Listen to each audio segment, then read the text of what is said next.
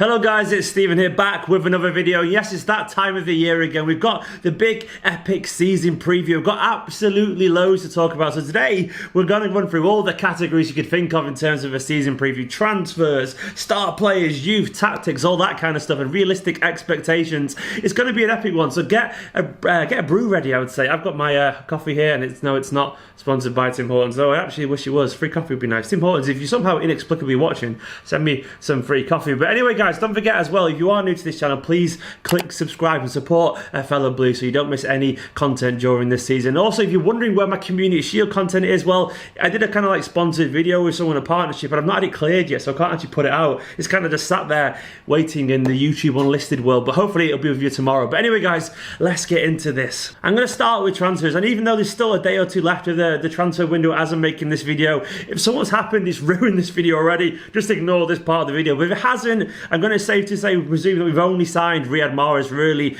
in the big transfer stakes there. It looks likely that we didn't get our #1 target in defensive midfield really. We didn't get a backup for Fernandinho, and that was a bit of a disappointment. We all know that Jorginho, after a very protracted transfer saga, ended up at Chelsea, as we saw him playing against us in the Community Shield. Didn't have a great game for what it's worth, but that's irrelevant. He was still our #1 target, and we didn't get him. Then there was some other rumours about the likes of Kovacic and whatever, maybe Verratti at one point, but it hasn't looked likely that we were going to get anyone else at this point in the window. Now, it was a disappointment, do not get me wrong. I think we're all disappointed that we haven't got our first choice target really of a central midfielder, given the fact that Fernandinho's 33. But we got Mahrez, and Mahrez is definitely someone who's going to bring us loads of options this season. Definitely, he's kind of started on the right wing in pre-season. He's played more central. I'm sure he'll play almost like as a 10, the second striker every now and then. He's a very good player and one that can bring definitely something a little bit different to the team. There's also some youth signings as well. We've seen that Bernardo lad, he looks really good in pre-season, only 17, but I've got a feeling that he might spend the season training with the first team. Likewise, Claudio Gomes, only 18 now, a young defensive midfielder, but you never know. These could be kind of people that thrive given the fact that we haven't signed a defensive midfielder. Gomez could get his chances in the Carabao Cup, and that wouldn't be a bad thing. On the departure front, it's really just a tale of the goalkeepers. Joe Hart went today as I'm filming this video. Joe Hart, I'm going to miss you loads, mate. I didn't personally think it was worth a big video because it's all been said a billion times about Joe Hart, a genuine club legend, and we'll miss him. Good luck, Joe. Burnley will miss you, mate, but he has been gone for a while now. And also, Angus Gunn went for like 12 million to Southampton. Fingers crossed Angus builds a good career with himself at Southampton as well. But in general, it was a pretty quiet transfer window, and that's probably all it needed to be. I just wish we'd got a defensive midfielder, but I'm sure we'll make do. And then we're on to the squad depth part of it, and this is where things look really, really fun. Obviously, in goal, we've got Ederson and Bravo, and I suspect Grimshaw will be the third choice keeper this season, given the fact that Muric has gone out on loan. Then we've got Mendy back, which is absolutely lovely. Mendy gives us so many options, and we'll get into that later. Then Delph there. As it stands, Zinchenko's still around, so maybe he's still a third auxiliary left back. And then a centre back, we've got Kompany, Stones, Laporte, Otamendi. Weirdly, we've got Mangala, though I suspect he'll just be training until January, given the fact that he's injured, and then he'll sort off after that. Then obviously, Eric Garcia as well is a potential backup. Maybe he's taking the Tosin Adarabioyo role of being the academy backup, a centre back, and he's probably earned it given his pre-season form there, and fair play to him. And right back, we've got Walker and Danilo, and maybe as a kind of long shot, Luke Bolton potentially could be there in the Carabao Cup games as well. It's now in central midfield where things get a little bit interesting there. Obviously, we've got David Silva, De Bruyne, and Foden, and Gundogan. Then we've got Fernandinho. Maybe Gomez becomes an option at central midfield as well. Just quickly, I realised when I was making this video that I forgot to mention Douglas Luiz. Now, if he gets his work permit, he could be obviously an option for the squad depth in midfield there. Sorry, Douglas, I totally forgot there was so much to talk about. And also, if you're wondering what's going on that TV behind me, I also forgot to mention at the start of this video, Nicola over there is playing Uncharted. Give us a shout, Nicola. Hello, she's playing Uncharted quietly, bless her. The sounds on at the moment. But anyway, back to the video. Sorry, Douglas Luiz. If he gets his application, his work permit application, he could be a good option for central midfield. And I'd quite be curious to see that, actually, because he looked pretty good in pre-season. So we'll see on that one, won't we? Back to the video.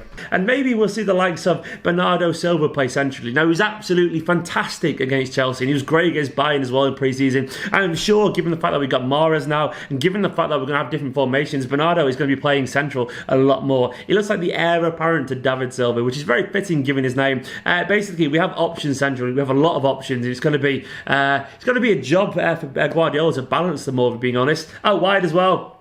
Leroy Sané, Sterling, Mahrez, Bernardo obviously can play there. Maybe Ibrahim Diaz if he stays. And I would like to see him be the backup to Leroy Sané, though I suspect he'll probably actually go out on loan. If he doesn't, I would like to be in the first choice backup because I thought he was fantastic when he came on against Chelsea. He didn't score, but he ran them ragged and he's a fantastic little player. And all he needs is just regular game time now. Then up front, obviously, we've got an Aguero and Jesus. Maybe Sterling or Sané could play as a second striker this season. We've got options, basically. And this is the tactics where it gets interesting. As we all know, we kind of played a 4-3-3 last season. Traditional fullbacks with traditional wingers and so on. Obviously, Dell played a little bit more inverted and Kyle Walker did try and get forward a little bit, but not overly mad. And this season, I think we will see a bit of a change, if we're being honest. It's because of Mr. Mendy. It's like a new signing. I know that's a cliche, but Mendy generally does bring a different dynamic to this team. I suspect we'll see a 3-5-2 every now and then, given the fact that Mendy has the energy to bomb forward. And it did work to an extent in pre-season. It was Luke Bolton and right back that time, and he was fantastic there during pre-season. But I've got no doubts that Danilo or Walker could do that role as well. And if we do see 3-5-2, it'll be Mendy there, which means that we also have two strikers up front, which I suspect will be obviously Aguero. I'm sure will score plenty this season, but then it could be Jesus.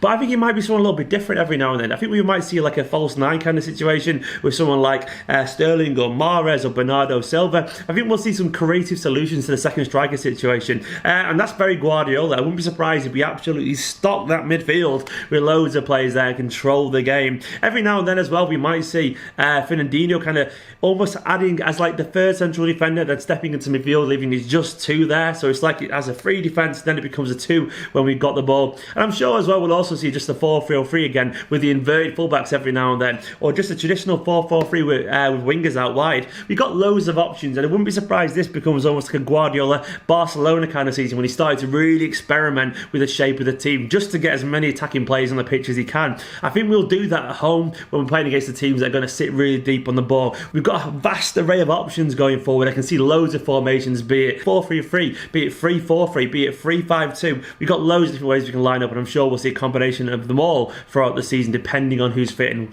who we're playing, really. Onto the youth bit. Do I think there'll be any surprises this year? No. But I think on the youth bit, I guess Phil Foden is now seen as a senior member of the squad. Well, I say senior, but Guardiola did say he's one of our midfielders now alongside De Bruyne, Silva, Gundogan and so on. And I think his performances against Chelsea once again in the Community Shield outlined how he'll have a greater impact on the squad this season. It's great to see a young man lad be involved there. Fingers crossed Brahim will stay and make a claim for a spot every now and then as well, but I'm not too confident on that front. But if we're talking about young lads who can make a name for themselves, I presume the H is going out on loan, Tosin Adebayo's going out on loan. So if you're looking for a player to maybe get the odd cameo in a League Cup game or something like that, we could see Claudio Gomes, we could see Bernardo, or we could see Luke Bolton. I'm sure he's put himself in contention for the odd game given how good he was in pre-season, and likewise Eric Garcia. Other than that, I'd be surprised if we see anyone around the first team, if I'm being totally honest with you. The squad is absolutely chocker, and we've got players there for positions and then players back up for positions, so I don't think we'll see anyone else other than that. But I wouldn't be surprised if we see Bernardo making his debut. He looks so silky from what I've seen of him so far. On to our key performers or our star players. I think this year we're going to be surprised by Bernardo Silva. That is not a very original hot take given how good he was in pre-season, but seriously, second season, he's settled now. I think he's going to be pretty damn special this season, Bernardo Silva. And I also think Benjamin Mendy is going to surprise a few people with just how much variation he gives us down that left wing. He's an absolute powerhouse of a player. And I almost forgot how good his passing was. So crisp between the lines. He has this incredible ability to burst forward, then just drill it across as a really sharp pass straight into the feet of someone just outside the area, which will cause so much trouble between people. Because you've got someone like Mendy bursting down, then kind of horizontally passing it to De Bruyne or Silva. They'll wreak havoc with those kind of opportunities. I honestly think as well, if Aguero stays fit, this could be his most clinical season that we've seen. He looked so sharp in pre-season, and Guardiola was saying the same. I want 40 goals from Aguero this season. I think he should be doing that in a team that scores as many as we do. And once again, I'm hoping Stoneman continues to be this player that we know he can be. He looks so confident at the moment. He looks like he'd be generally one of the best central defenders in the world, if he isn't already, according to some.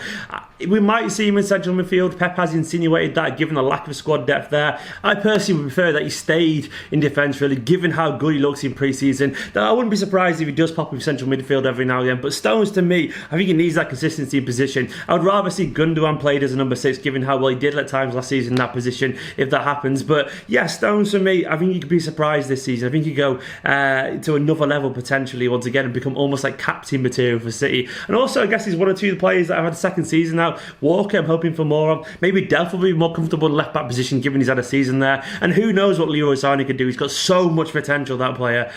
He's a fantastic young lad. And Sterling as well. It's a big season for him. He's got a lot of competition now. He obviously, I think he got 40 goals and assists last season, which is an absolutely sensational record across all competitions. And once again, it's a big year for him. And on to our rivals. Well, I think it's fair to say Liverpool look to be the strongest rival this season, given the signs of Alisson, Naby Keita, Fabinho, Shaqiri and so on. They've answered a few of their problems there potentially. We don't know how well they will do. And I think in general, they've got a hell of a gap to catch up on us. We have to be worse and they have to be like 30 points better or something like that. I still think they'll be a big rival of ours, but I still personally fancy our chances against them.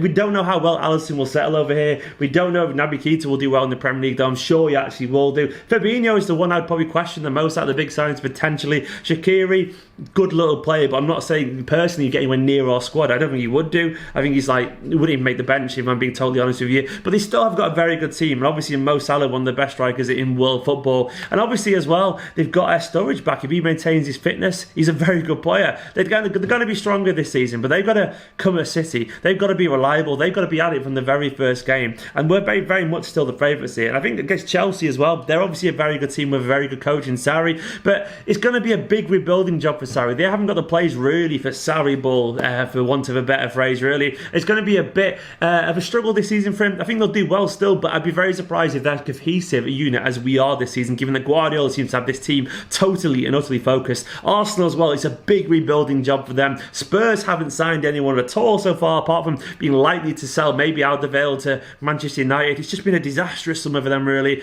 Pochettino did the whole, it's like 5 new signings when 5 new players sign contracts, which is a surefire way to get your fans a bit pissed that you haven't signed anyone. Then on to United as well. Well, their summer's been fraught with tension and difficulties. Mourinho moaning about transfers and so on. They're still a good team and I'm sure they'll be effective at some points, but it doesn't look like they've had the best pre-season, and I see no reason personally why they suggest they've turned over a 20-point difference between the two teams. Guardiola seems that the players really, really focused this year, and these rivals will come at us, but I'm still personally thinking that we'll get the better of them. Which leads me on to the trophies, and yes, I've pretty much given that way. I still personally think we'll finish first in the league. If I was to predict the top 6, I would go something like this: Manchester City, Liverpool, then I probably would go for Chelsea, and then I can see United making the top 4, Spurs 5th and Arsenal 6th again. I think it's going to be too hard for Arsenal to kind of just make up that gap, really. And on to relegation threatened teams, well, Cardiff seem an obvious one for me personally. Maybe Bournemouth will struggle a little bit this year.